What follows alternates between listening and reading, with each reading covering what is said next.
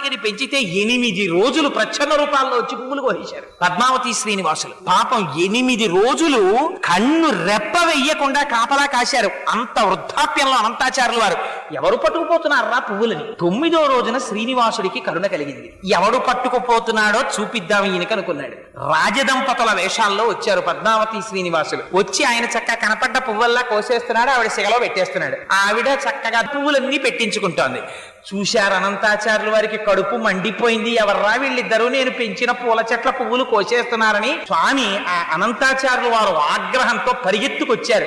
వచ్చేటప్పటికి ఆయన అదృష్టం ఏమిటో తెలుసా అండి, అలా అయ్యవారి నల్లటి చేతుల్లో అమ్మవారి ఎర్రటి చేతులు వేసుకుని వాళ్ళిద్దరూ చట్టాపట్టాలు ఆడుకోవడానికి చేతులు పట్టుకున్నారు. అనంతాచార్యులు వారు పరిగెత్తుకొచ్చారు.